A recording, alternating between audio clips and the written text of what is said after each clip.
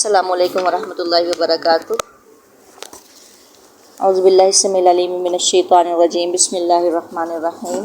رب اشرح لی صدری ویسر لی امری واحلل عقدۃ من لسانی یفقہوا قولی، رب یسر ولا تعسر وتمم بالخیر۔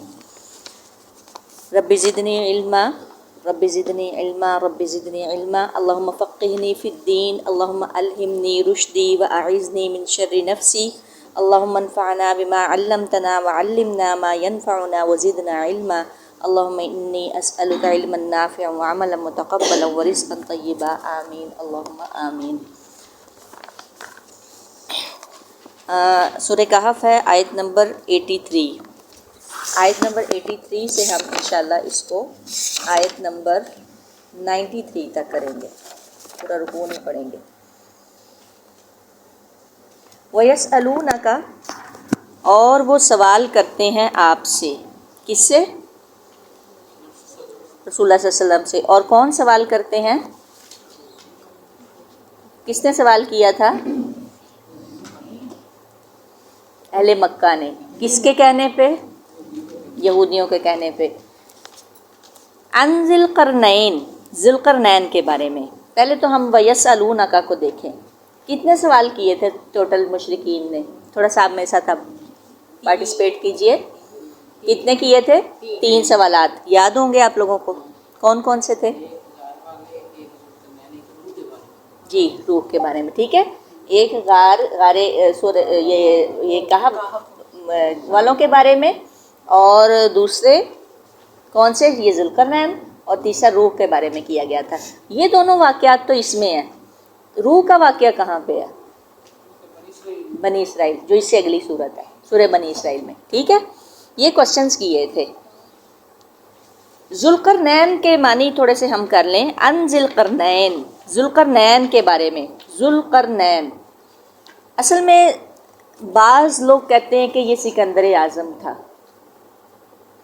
جس نے دنیا کا ایک بڑا حصہ فتح کیا تھا۔ الیگزینڈر اس کا نام آتا ہے، اور اس نے تقریباً کہا جاتا ہے کہ 7-8 لاکھ مربع میل تک اس نے، یا اس سے تھوڑا سا زیادہ فتح کیا تھا، لیکن یہ عمر فاروق تک تب بھی نہیں پہنچ سکا۔ عمر فاروق رضی اللہ تعالیٰ عنہ نے کتنی ریاست فتح کی تھی؟ کتنے مربع میل تک؟ 22 لاکھ، سوری اس کا آتا ہے 17 یا 18 لاکھ، اور عمر فاروق رضی اللہ تعالیٰ عنہ کا آتا ہے 22 لاکھ مربع میل، سکندر اعظم۔ لیکن سکندر اعظم کے بارے میں بہت سارے جو رائے دینے والے، ان کی جو رائے ہے وہ درست نہیں ہے۔ وہ کہاں سے پتہ چلتا ہے درست نہیں ہے؟ کیونکہ سکندر اعظم جو تھا وہ مسلمان نہیں تھا، ٹھیک ہے۔ سکندر اعظم جو تھا وہ مسلمان نہیں تھا اور مومن نہیں تھا، جبکہ ذوالقرنین جو تھے وہ صاحب ایمان تھے، وہ ایمان والے اور عادل بادشاہ تھے۔ اور دیکھیں کہ اللہ تعالیٰ یہ کہتے ہیں کہ ہم نے ذوالقرنین سے کہا، تو اس کا مطلب ہے کہ اللہ تعالیٰ ان کو، اصل میں وہ پیغمبر بھی نہیں تھے، وہ آگے ہم پڑھیں گے۔ اچھا، نمبر 2، بعض کا خیال تھا کہ یہ ایک رومی بادشاہ تھے، اور روم کے ساتھ ساتھ ایران کو بھی انہوں نے فتح کیا اور اس پر حکومت کی۔ یعنی آپ اس وقت کی 2 سپر پاورز تھیں، کون کون سی تھیں؟ روم اور ایران۔ شروع سے ہی روم اور ایران جو ہے نا وہ مرکز رہا ہے بادشاہوں کا۔ تو دنیا کا ایک بڑا علاقہ اس نے فتح کیا اور پھر اس پر حکومت کی، یعنی وسیع مملکت کا یہ بادشاہ تھا۔ اسی وجہ سے اسے کیا کہا جاتا ہے؟ ذوالقرنین۔ اب ذوالقرنین کا کیا معنی ہے؟ قرن، قرن سے کیا مراد ہے؟ زمین کا کنارہ، قرن کہتے ہیں زمین کے کنارے کو، اور قرن سے مراد قرنین سے مراد 2 کنارے، یعنی مشرق اور مغرب، زمین کے 2 کنارے، مشرق اور مغرب۔ ادھر دیکھو، یہاں پہ فوکس کرو، ہاں جی یہاں پہ رکھو نا، اوپر پینسل رکھو، مشرق اور مغرب۔ مشرق کو قرن کیسے کہا گیا؟ یعنی ایسٹ کو۔ اس میں اگر ہم دیکھیں تو حدیث میں آتا ہے کہ یہ حدیث سے ثابت ہے، بخاری کی حدیث ہے کہ حیث یطلع قرن الشیطان، وہاں سے طلوع ہوتا ہے شیطان کا قرن. قرن کہتے ہیں اصل میں سینگ کو. جیسے کہ سورج کے بارے میں ایک اور حدیث آتی ہے اسی میں ہی کہ تطلع بین قرنین الشیطان، کہ وہ شیطان کے دو سینگوں سے کے درمیان سے طلوع ہوتا ہے. کون؟ سورج. سورج شیطان کے دو سینگوں کے درمیان سے طلوع ہوتا ہے. یعنی کہاں سے؟ مشرق و مغرب سے. یعنی مشرق کو کہا گیا. تو دو قرن کیا مراد لیا گیا ہے کہ مشرق اور مغرب. یہاں سے پتہ چلتا ہے کہ قرن یا اس کو کہا گیا. ذوالقرنین اکثر کہا جاتا ہے کہ اس کی بالوں کی دو بڑی بڑی لٹیں تھیں، بال بڑے تھے، اس کے گھنے تھے، جس کی وہ دو لٹیں بنا لیتا تھا. یا مینڈھیوں یا دو مینڈھیوں کی صورت اختیار کر لیتا تھا، جیسے جس طرح سے دو چٹیاں ہوتی ہیں. تو اکثر اس وجہ سے بھی کہا جاتا ہے کہ دو زلفوں والا. اچھا، لیکن بعض کا خیال کیا ہے؟ بعض لوگ کہتے ہیں کہ جب بخت نصر نے ہیکل کو تباہ کیا اور القدس کی اینٹ سے اینٹ بجا دی تو بابل کا حکمران یعنی بخت نصر بنی اسرائیل کو قیدی بنا کر اپنے ساتھ لے گیا، اور وہاں پر اس نے بنی اسرائیل کو بھیڑ بکریوں کی طرح جو ہے فروخت کر دیا، لوگوں میں تقسیم کر دیا. اس میں ایک پیغمبر تھے دانیال، جن کا اس میں تو نہیں ذکر آتا، لیکن بہت ساری جو قرآن میں پیغمبر ذکر آئے ہیں وہ ہم پڑھ چکے ہیں، لیکن بہت ساری روایات میں اور بھی ذکر آئے ہیں. تو ایک دانیال پیغمبر تھے، ان کا ذکر آیا ہے کہ وہ اس میں گرفتار ہو کر آئے تھے. جب انہوں نے اللہ تعالیٰ نے ان کو ایک خواب دکھایا اور اس خواب کے ذریعے یہ خوشخبری دی کہ دو سینگوں والا شخص کسی بھی طرح تمہیں ان سے نجات دے دے گا، ان سے رہائی دے گا. بخت نصر آپ کو پتہ ہے نا کہ کون تھا؟ کہ جس نے ہیکل پہ حملہ کیا تھا جس نے فرسٹ ٹائم ہیکل پہ حملہ کیا تھا، القدس کی اینٹ سے اینٹ بجائی تھی اور بہت سارے بنی اسرائیل کو قیدی بنا لیا تھا، وہ بخت نصر تھا. سیکنڈ پہ وہ بھی آپ کو بتاتی کون تھا. اچھا، تو دانیال جو پیغمبر تھے ان کو ایک خواب آیا اور اس میں اللہ تعالیٰ نے اشارہ دیا کہ دو سینگوں والا جو ہے وہ تمہیں ان سے آزادی دلوائے گا، ایک بادشاہ آئے گا. پھر جب ذوالقرنین نے ایران کو فتح کیا تو بخت نصر نے کہاں لے گیا تھا؟ بابل کہاں پہ ہے آپ کو پتہ ہوگا؟ ایران میں. تو بابل کا علاقہ بھی جب فتح ہو گیا، یعنی انہی علاقوں میں ہی ہے، تو فتح ہو گیا تو اسی کے حکم سے بنی اسرائیل کو رہا کر دیا گیا. یعنی ذوالقرنین نے یہاں سے بھی بنی اسرائیل کو رہا کروایا. پھر بنی اسرائیل کو پھر دوبارہ اقتدار ملا اور پھر فسادات کا دور شروع ہوا، اور پھر ٹیٹس اس طرح کا ایک نام آتا ہے ایک بادشاہ کا. پھر اس نے حملہ کیا قدس پہ اور پھر دوبارہ جو ہے نا انہیں یعنی یرغمال بنا لیا. اچھا، اب چونکہ یہ دنیا کی دو سپر پاورز پر اس کا اقتدار تھا، یعنی اس کا اقتدار بہت زیادہ تھا. اب دیکھیں اس کو ذوالقرنین، دو قرنوں والا، یعنی مشرق و مغرب والا کہا گیا. یعنی اس کی مشرق سے لے کے مغرب تک اس کی سلطنت تھی. یعنی روم اور ایران اس کی سلطنت میں تھے، اس وجہ سے انہیں ذوالقرنین کہا گیا. تمام جو آراء ہے نا جتنی بھی ہیں، کہ کوئی کہتا ہے کہ ان کے جو سر پہ جو تاج تھا جو یہ پہنتے تھے ذوالقرنین وہ دو سینگوں والا تھا، کوئی اس طرح کا بھی کہتے ہیں. اور کوئی کہتے ہیں کہ ان کے ریل میں دو سینگ تھے، کوئی اس طرح بھی کہتے ہیں. لیکن سب سے جو قریب تر رائے ہے نا وہ یہی ہے کہ یہ وہی بادشاہ تھے جنہوں نے بنی اسرائیل کو آزاد کروایا، اور سب سے بڑھ کے کہ یہ مومن بادشاہ تھے، صاحب عدل و انصاف تھے. ٹھیک ہے، ان کے بارے میں یہ چیزیں تھوڑی سی ڈیٹیل ہے ذوالقرنین کے بارے میں. تو مختلف آراء ہیں، بہرحال قریب تر یہ لگتی ہے. اچھا، وہ سوال کرتے ہیں آپ سے ذوالقرنین کے بارے میں. قل کہہ دیجئے سأتلو ان قریب میں پڑھوں گا، تلاوت کروں گا، علیکم تم پر، یعنی پڑھوں گا، منہ اس کا، ذکرن کچھ ذکر، کچھ حال، سارا نہیں، تھوڑا سا بیان کیا گیا. آپ کو پتہ ہے کہ اس واقعے میں تھوڑی بہت ان کی ہے ڈیٹیل، اس کے علاوہ کوئی ڈیٹیل نہیں ہے. کچھ روایات میں الگ سے ہو تو ہو. رسول اللہ صلی اللہ علیہ وسلم نے اس کا کچھ حال بیان کرنے کے بارے میں کہا. پھر آگے وہ اب حال بیان کر رہے ہیں. انا مکننا، بے شک ہم نے اقتدار دیا، بے شک ہم نے اقتدار دیا. مکنہ اصل میں لفظ نکلا ہے مکین، بھی آپ پڑھتے ہوں گے. مکین کسے کہتے ہیں؟ رہنے والا. اور اصل میں لفظ تو تھا مکانہ نا، ایسے کر کے ایک لفظ تھا جس وجہ سے یہ نون کے اوپر شد آ گئی، 2 دفعہ نون تھی. تو مکنہ کا مطلب ہوتا ہے مکین. مکانہ نیسٹ کو بھی اسی طرح ایک گھونسلے کو بھی کہا جاتا ہے جہاں پہ پرندے رہتے ہیں. تو مکنہ یعنی ہم نے اقتدار دیا، یعنی انہیں رہنے کے لیے جگہ دی.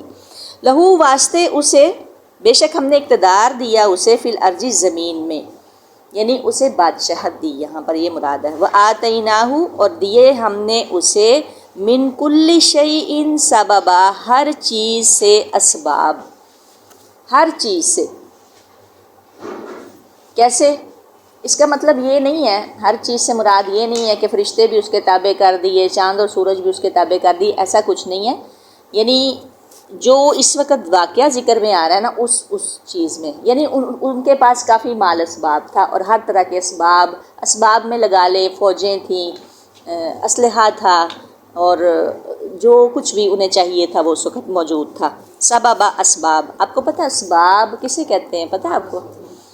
اصل میں سبب نکلا لفظ رسی سے. یہ بھی تھوڑا سا کلیئر کر دوں، جو سببا کے بارے میں بہت زیادہ اختلافات آتے ہیں کہ سببا کو کیا کہا جاتا ہے. کہیں پہ راستے کہا گیا، کہیں پہ اسباب کہا گیا، کہیں پہ ساز و سامان کہا گیا. یہ اب اکثر جھگڑے سببا پہ بھی چل رہے ہوتے ہیں. اصل میں لفظ نکلا سبب. سبب کہتے ہیں رسی کو، ٹھیک ہے. رسی کیا کرتی ہے؟ یعنی آپ دیکھیں کہ چڑھنے کا سبب بنتی ہے، اترنے اور چڑھنے کا، یا کسی چیز کو کھینچنے کا. تو یہ کس چیز کا سبب بنتی ہے؟ اوپر یا نیچے آنے کا، یا کسی چیز کو اپنے قریب لے جانے کا، یا دور لے جانے کا سبب بنتی ہے. اسی طرح راستے کو بھی سبب کہا گیا. راستہ کس چیز کا سبب بنتا ہے؟ گھر جانے کا، کسی چیز کو کسی جگہ تک جانے کا. اس لیے اس راستے کو بھی سبب کہا گیا. تو اس کے لیے یہ 2-3 ورڈز یوز ہوں گے، ٹھیک ہے. ہر چیز سے اسباب، یعنی اس کو ہر طرح کا مال و متاع دیا گیا. فَأَتْبَعَ سَبَبًا تو اس نے پیچھے لگایا اسباب کو، یعنی ایک راہ کو وہ چل دیا. اگر ہم یہاں پر اس کا لفظی ترجمہ دیکھیں، ہم نے اسے زمین میں قوت عطا فرمائی اور اسے ہر چیز کے سامان بھی عنایت کر دیے.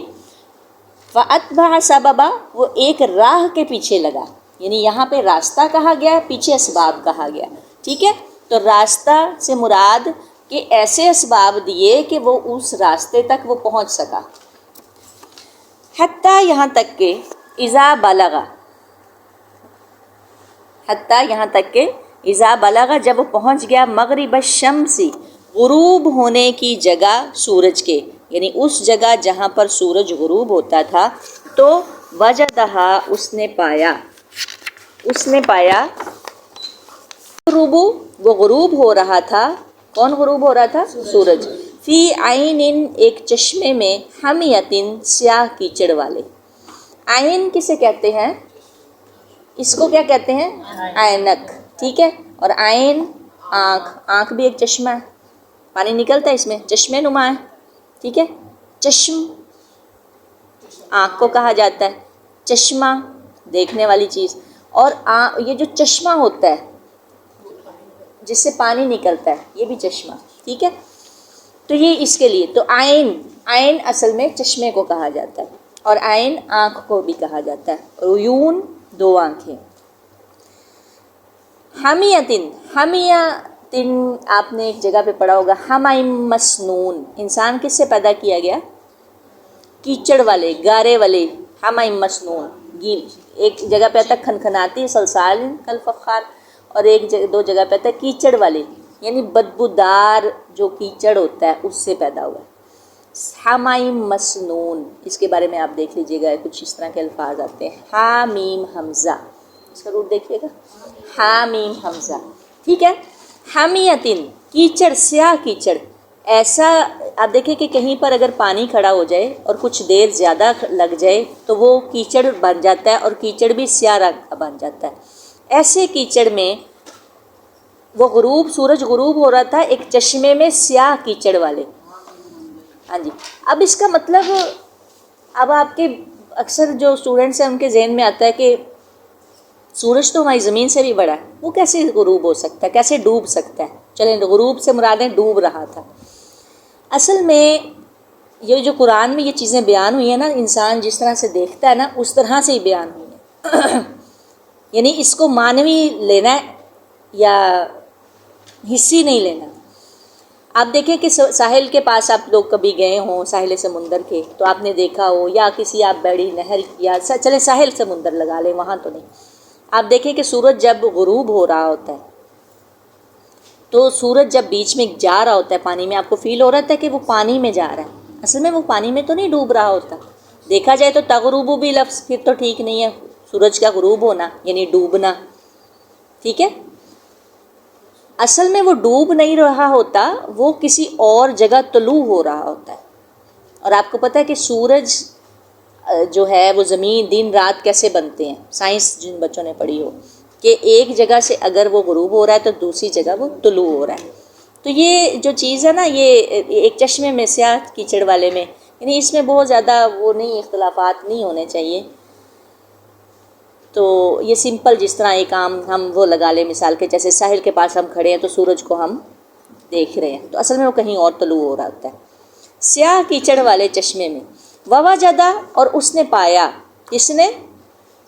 ذوالقرنین نے، عندہا، اس کے پاس، وہ جو جگہ تھی جہاں پہ سورج کو انہوں نے اس طرح سے غروب ہوتے ہوئے دیکھا، قومن، ایک قوم کو، قلنا، ہم نے کہا، کس نے کہا؟ کس نے کہا؟ اللہ تعالیٰ نے کہا، یا ذوالقرنین، اے ذوالقرنین۔ اللہ تعالیٰ نے کیسے کہا؟ وہ تو پیغمبر بھی نہیں تھے، وہی اتری تھی کوئی، اسے کہتے ہیں الہام، ٹھیک ہے؟ وہ پیغمبر نہیں تھے، ڈیفینیٹلی وہ پیغمبر نہیں تھے ذوالقرنین، ایک بادشاہ تھے، وسیع اور عز سلطنت کے بادشاہ تھے اور ایمان والے بادشاہ تھے۔ اللہ تعالیٰ نے انہیں مخاطب کیا، قلنا یا ذوالقرنین، کہا ہم نے اے ذوالقرنین، اما، خواہ، ان تعذب، یہ کہ تو عذاب دے، و اما، اور خواہ، ان تتخذ، یہ کہ تو اختیار کر، فیہم، ان کے معاملے میں، اس قوم کے معاملے میں، حسنا، بھلائی۔ اب یہ نا ایک ایسی قوم کے پاس گئے تھے کہ وہ کسی برائی میں مبتلا تھی، تو اللہ تعالیٰ اس کے بارے میں کہہ رہے ہیں، یعنی اختیار دے رہے ہیں، یعنی حقیقت میں ذوالقرنین ایک ظالم بادشاہ نہیں تھے۔ آپ یہ دیکھیں کہ وہ کسی، یعنی وہ اقتدار حاصل کرنے کے لیے نہیں گئے تھے، سفر کیا تھا، وہ ایک کسی کی ہیلپ کرنے کے لیے گئے تھے۔ تو اما، یہ جو یہاں پر آیا نا، اما کئی جگہوں کے لیے آتا ہے، اما خواہ کے لیے بھی آتا ہے، یا کے لیے بھی آتا ہے، یا کسی اور چیز کو کسی لفظ کے ساتھ آگے ملانے کے لیے بھی آتا ہے۔ اما، خواہ انہیں تو عذاب دے، و اما ان تتخذ، یا تو اختیار کر ان کے بارے میں بھلائی۔ اللہ نے ان کو دونوں طرح کا اختیار دے دیا۔ قال، کہنے لگے ذوالقرنین، اما، رہا وہ، من ظلم، جس نے ظلم کیا، فسوف، تو پسند قریب، نعذبہ، ہم سزا دیں گے اسے، ثم، پھر، یردو، وہ لوٹایا جائے گا، الی ربہ، اپنے رب کی طرف، اور پھر فیعذبہ، تو وہ عذاب دے گا اسے، عذاب النکرا، عذاب سخت۔ یعنی اس کے پس منظر میں پورا منظر نہیں بیان کیا گیا، ایک جملہ کہہ دیا گیا، اور کوئی کسی قوم پر گئے، کسی قوم کو کسی برائی میں مبتلا ہوگی، اللہ تعالیٰ نے انہیں آرڈر کر دیا کہ چاہے آپ انہیں عذاب دے دیں، چاہے آپ انہیں چھوڑ دیں، جو مرضی آپ ان کے ساتھ معاملہ کریں۔ عدل تو اللہ تعالیٰ نے ان کے پہلے ہی گھٹی میں ڈالا ہوا تھا ذوالقرنین کے، تو اس لیے اب یہاں پر نا ایک بات نوٹ کیجئے گا، ایک تھوڑا سا ہٹ کے ہے کہ اگر مسلمان ہے نا، مومن ہے، اسے سزا دی، اس نے کوئی گناہ کیا ہے، اس نے جیل بھی کاٹ لی ہے، پھانسی بھی اس کو ہو گئی ہے، مطلب ہم اپنے لفظوں میں کہیں، اور سزا بھی اس نے بھگت لی ہے، تو وہ آخرت میں سرخرو ہو جائے گا۔ لیکن جو کفر پہ ہوتا ہے نا، جو ظالم ہوتا ہے، اس کو دنیا میں بھی سزا ملتی ہے اور آخرت میں بھی ملتی ہے، ٹھیک ہے؟ تو یہ اس کی بات ہو رہی ہے۔ نکرا ہم پہلے بھی پڑھ چکے ہیں، سخت ناگوار، سخت، ٹھیک ہے؟ عذاب دے گا سخت ناگوار۔ وَأَمَّا مَنْ آمَنَ، اور رہا وہ جو، یہ کون کہہ رہے ہیں؟ یہ ذوالقرنین کہہ رہے ہیں، اللہ نے انہیں، اب دیکھیں اللہ نے اختیار دیا، آگے سے وہ کون سی بات کر رہے ہیں؟ وَأَمَّا، اور رہا وہ، من آمنہ، جو ایمان لایا، وَعَمِلَ صالحًا، اور اس نے عمل کیے نیک، فلہو تو بس اس کے لیے ہے جزاء الحسنہ جزا اچھی، یعنی حسنہ یہاں پہ سے کیا مراد ہوگی؟ جنت، اس کے لیے ہے جنت۔ وسنقول اور عنقریب ہم کہیں گے لہو واسطے اس کے من امرنا یسرا اپنے کام میں سے یسرا آسان، یعنی ہم اسے آسان راستے کی طرف اس کی رہنمائی کریں گے۔ اگر ہم وسنقول لہو من امرنا یسرا کا باب محاورہ کریں تو آئے گا ہم اسے اپنے کام میں بھی آسانی ہی کہیں گے، اپنے معاملے میں بھی۔ اچھا، ثم اتبع سببا، پھر جب یہ معاملہ ہو گیا، وہ کسی قوم کے پاس سے گزرا، اللہ نے اس کا واقعہ بیان کیا۔ اب دیکھیں کہ اللہ نے نا تھوڑے تھوڑے بس چند ایک ذوالقرنین کا بیان کیا، آیا نا منہ ذکر، وسنقول اور ان قریب کہیں گے، یہ میں بھی ان کی طرف سے ہو، کیونکہ یہ جو بات آ رہی ہے پیچھے قالا کہنے لگے ذوالقرنین نے کہا، اور میں بھی یہ جو وسنقول ہے یہ اللہ تعالیٰ کی طرف سے ہو، کیونکہ نقول آیا ہے، ٹھیک ہے، جمع کا صیغہ آیا اور تعظیم کا صیغہ آیا۔ اچھا، ثم پھر اتبع سببا، پھر وہ پیچھے لگا، پھر اس نے پیچھے لگایا اسباب کو، یعنی پھر اور وہ راہ کے پیچھے لگا، اور راہ کے پیچھے لگا، اس کے علاوہ یعنی انہوں نے سفر اختیار کیا ذوالقرنین نے، حتیٰ یہاں تک کہ، یہ حتیٰ ہم اردو میں بھی یوز کرتے ہیں حتیٰ کے، ٹھیک ہے، حتیٰ یہاں تک کہ اذا بلغا، وہ مجھے یہ تھوڑا سا اس لیے فیل ہوا کہ جب ہم رات بات کر رہے تھے وہ پیلسٹائن گرلز کے ساتھ، تو وہ حتیٰ یوز کر رہی تھی نا، تو میں نے کہا اچھا ایک عربی کا ہم اس کو کتنا یوز کرتے ہیں۔ حتیٰ یہاں تک کہ اذا بلغا، جب وہ پہنچ گیا مطلع الشمس، طلوع ہونے کی جگہ پر سورج کے، پہلے وہ کہاں پہنچے؟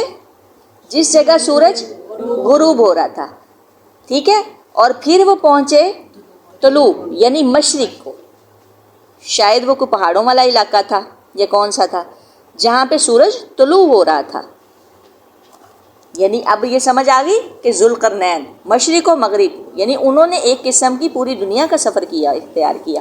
وجدہا، اور اس نے پایا، تطلع، کہ وہ طلوع ہو رہا تھا، ہاں جی، حتیٰ یہاں تک کہ اذا بلغا، جب وہ پہنچ گیا مطلع الشمس، طلوع ہونے کی جگہ سورج کے، وجدہا، تو اس نے پایا اسے، تطلع، کہ وہ طلوع ہو رہا تھا یعنی سورج، علی قوم، ان لوگوں پر، اس قوم پر، لم نجعل لہم، کہ نہیں ہم نے بنایا ان کے لیے، من دونہا، اس سورج کے آگے، سترہ، کوئی پردہ یا اوٹ۔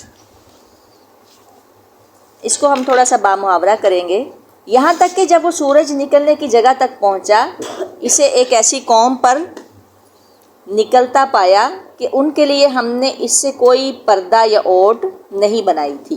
من دونہا، من دونہا میں تھوڑا سا آئے گا اس کے یعنی ورے، ایک ہوتا ہے پرے، ایک ہوتا ہے ورے، یعنی آپ دیکھیں کہ یعنی ایک وہ سائیڈ ہوتی ہے، ایک وہ سائیڈ، اس لیے وہ اس میں سائیڈ کا ذکر آیا، اسی طرح کوئی پردہ۔ اچھا، اس میں بھی نا بہت سارے اختلافات ہیں، یہاں پہ بھی کس طرح سے، کچھ لوگ کہتے ہیں کہ ایسی جگہ پر قوم دیکھی جو مکانوں میں رہنے کی بجائے میدانوں اور صحراؤں میں بسیرہ کیے ہوئے تھے، لباس سے بھی آزاد تھے۔ یہ مطلب ہے کہ ان کے سورج کے درمیان کوئی پردہ یا اوٹ نہیں تھی، سورج ان کے ننگے جسموں پر طلوع ہوتا تھا۔ بہت سارے لوگ، بہت ساری تفاسیر میں ایسے لکھا ہے کہ کوئی اوٹ ہی نہیں تھی، لیکن یہ بات سمجھ میں نہیں آتی کہ کوئی بھی قوم اس طرح کی نہیں تھی کہ ان کے پاس گھر نہ ہو۔ کبھی کوئی دیکھا ہے کہ کوئی قوم، اگر دیکھیں وہ پہاڑوں والی جگہ بھی تھی تو وہ غاروں میں تو رہ رہے ہوں گے، یا رات تو ہوتی ہوگی، سردی گرمی، ایسے تو نہیں ماننے میں آتا۔ جب سے ہم نے اس کو پڑھا تو یہ کوشچن ہی رہا ذہن میں کہ یہ کیسی قوم ہوگی کہ انہوں نے کوئی گھر ہی نہیں بنایا، کوئی شیلٹر ہی نہیں بنایا۔ کبھی آپ لوگوں نے اس بات پہ نہیں غور کیا، اس آیت پہ کبھی آپ نے پڑھتے ہوئے؟ کہ قطب شمالی اور قطب جنوبی دو جگہیں ایسی ہیں دنیا میں کہ جہاں پر سورج، یعنی جہاں پر 6 مہینے رات رہتی ہے اور 6 مہینے دن رہتا ہے۔ مطلب یہ نہیں ہے کہ بالکل ہی رات نہیں پڑتی، رات یعنی ہوتی بھی ہے تو پھر بھی روشنی ہوتی ہے۔ کچھ علاقے دنیا میں قطب شمالی اور قطب جنوبی میں آپ دیکھیں تو اس طرح کے بھی ہیں۔ تو جب اس کی تھوڑی تحقیق ہوئی تو وہ اس طرح سے ہوئی کہ اصل میں سورج غروب ہوتا ہی نہیں تھا، جس طرح سے اب میں نے بتایا کہ سائنس میں آپ دیکھ لیجئے گا، اس کے بارے میں نیٹ پہ سرچ کیجئے گا، کچھ علاقے اس طرح کے بھی ہیں۔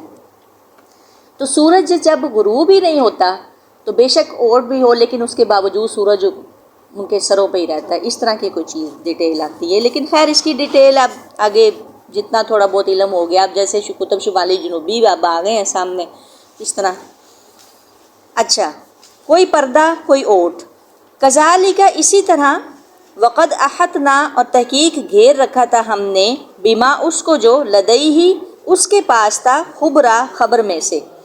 لدیہ کا کیا مطلب ہے؟ ہی کا اشارہ کس کی طرف جا رہا ہے؟ ہی کا اشارہ ذوالقرنین کی طرف جا رہا ہے۔ ہاں جی، لدیہ کا اشارہ کس کی طرف جا رہا ہے؟ یہ بیچ میں یعنی یوں کہہ لیں کہ ایک مطلب اس طرح کا جملہ آ گیا کہ اس کے پاس جو کچھ بھی، خبرہ سے مراد یہاں پر علم بھی ہو سکتا ہے اور خبر بھی ہو سکتی ہے۔ جو کچھ بھی اس کے پاس مال، اسباب، علم، جو کچھ بھی تھا وہ اللہ تعالیٰ اس کا احاطہ کیے ہوئے تھے۔ اللہ تعالیٰ ساتھ ساتھ یہ بھی بتا رہے کہ جو کچھ بھی وہ کر رہا تھا اصل میں وہ اللہ کے علم میں تھا۔ ثم اتبع سببا، پھر اس نے پیچھے لگایا اسباب کو، یعنی اس کے بعد پھر ایک سفر کے سامان میں لگا، پھر ایک اور راستہ اختیار کیا۔ کتنے ہو گئے؟ ہاں جی، ایک اور مہم کی طرف نکل پڑا، ٹھیک ہے؟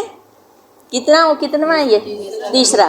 اللہ نے اس کے سفروں کا ذکر کیا، حتیٰ یہاں تک کہ، اصل میں یہ بات ہے، حتیٰ یہاں تک کہ اذا بلغ، جب وہ پہنچا، بین السدین، دو، اب میں اس کو پہاڑ تو نہیں کہوں گی، سدا آڑ کو کہتے ہیں اصل میں، کئی جگہوں پہ آیا دیواریں، کئی جگہوں پہ آیا پہاڑ۔ اب دیکھیں اگر پہاڑ بھی ہوں دو، جبل ان بھی آیا اور اس کے لیے اور بھی الفاظ آئے، لیکن سدا اصل میں آڑ کو کہتے ہیں۔ اب وہ آڑ کس چیز کی تھی؟ کسی چیز کی دیوار تھی یا پہاڑ تھی یا کوئی گھاٹیاں تھی، کس طرح کی؟ تو دو آڑوں کے، یعنی دو پہاڑ لگا لیں چلیں۔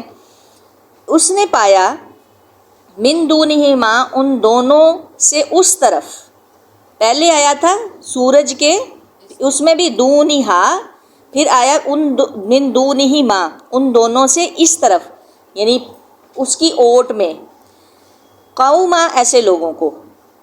یہ جو سورہ کہف ہے نا، اس کے لیے فزکس کا جاننا بھی بڑا ضروری ہے۔ یہ مطلب ایک عام سی صورت نہ اسے سمجھیے گا، اس کے لیے کافی ڈیٹیل کی ضرورت ہے، اور اس میں جتنا نالج آپ لے سکتے ہیں کم ہے۔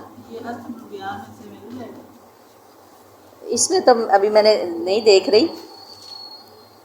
اچھا ہاں جی، اس میں بھی ہے بہت ساری چیزیں۔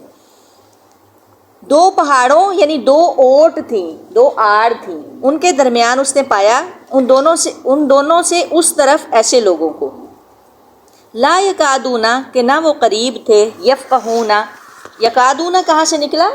قود سے آیا لفظ، یکاد البرق، قریب ہے کہ بجلی، تو یہ وہ ہے، لا یکادون، نہیں تھے وہ قریب، یفقہون، یہ واو نون کیا ہے؟ واو نون کیا چیز ہے؟ یفقہون میں اور یکادون میں جمع کا صیغہ، ٹھیک ہے؟ یفقہون کہ وہ سمجھتے، قولا، بات کو، وہ قریب تھا، نہیں تھے قریب کہ وہ بات کو سمجھ سکتے، یعنی کمیونیکیشن گیپ، وہ کمیونیکیٹ نہیں کر پا رہے تھے، بالکل ایک الگ تھلگ قوم تھی، کوئی پتہ نہیں، لیکن اس کے باوجود ذوالقرنین نے ان سے بات کی۔ اب دیکھیں وہ آگے کہہ رہے ہیں، قالو یا ذوالقرنین، کہنے لگے یا ذوالقرنین، یعنی کمیونیکیشن پھر بھی ہوئی، کیونکہ ان کے پاس اسباب تھے، انہوں نے مترجم بلا لیے ہوں گے، یا ان کے پاس کوئی، تو اللہ نے اگر وہ پوری دنیا کے سفر پہ، مہم پہ نکلے ہیں تو ان کے پاس اسباب تھے، ٹھیک ہے؟ اس طرح سے جی۔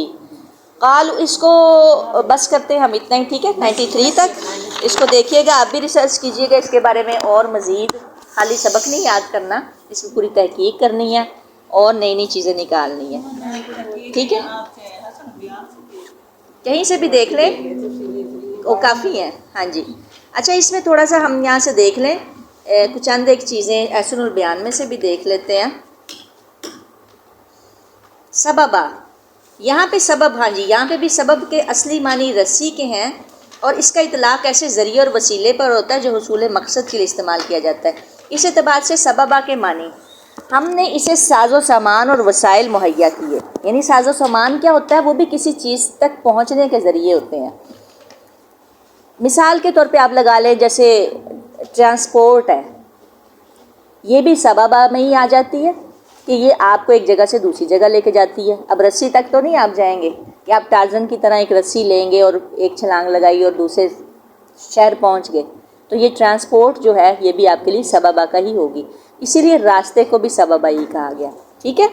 اچھا، اس نے جن سے کام لے کر ان اسباب سے اس نے فتوحات کا سلسلہ شروع کیا اور دشمنوں کا غرور خاک میں ملایا اور ظالم حکمرانوں کو نیست نابود کیا. کون سا حکمران میں نے بتایا تھا جس کے ساتھ اس نے لڑائی جنگ کی تھی؟ بابل کا حکمران بخت نصر. بخت نصر کو اس نے شکست دی تھی. اچھا، دوسرے سے مراد، تھوڑا سا ہم اس کو ڈیٹیل یہاں سے دیکھ لیں. پہلے تو ہم نے سبق پڑھا نا بخت نصر. میں نے بتایا تھا نا کہ بابل کا جو بادشاہ تھا بخت نصر، اس نے کیا کیا تھا کہ اس نے ہیکل پر حملہ کیا تھا اور القدس، یہ القدس شروع سے ہی مرکز رہا ہے. بنی اسرائیل کو انہوں نے یہودیوں کو قیدی بنایا اور بھیڑ بکریوں کی طرح فروخت کیا. پھر اس نے بخت نصر تو مسلمان نہیں تھا، اسی لیے تو اس نے القدس پہ حملہ کیا تھا. یہ کہاں سے نہیں تھا؟ میم اس وقت بنی اسرائیل ایک امت تھی. اس دور میں بنی اسرائیل، آپ کو نہیں پتا کہ ہم سے پہلے جو ایک قوم گزری ہے وہ یہی والی تھی.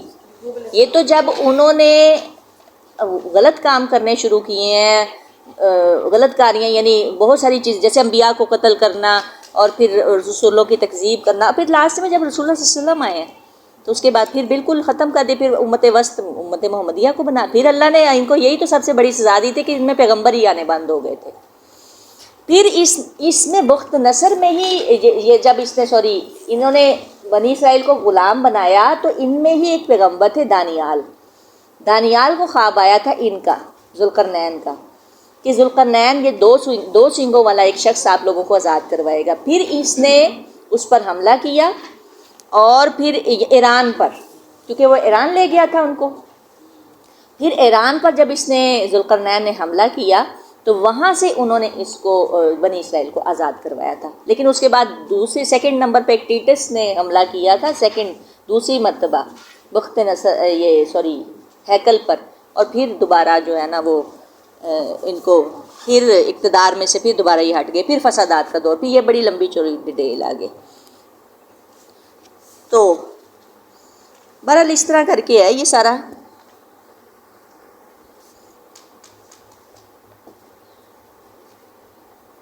کیچڑ کا بھی حمیدن کا بھی ہو گیا ہمارا.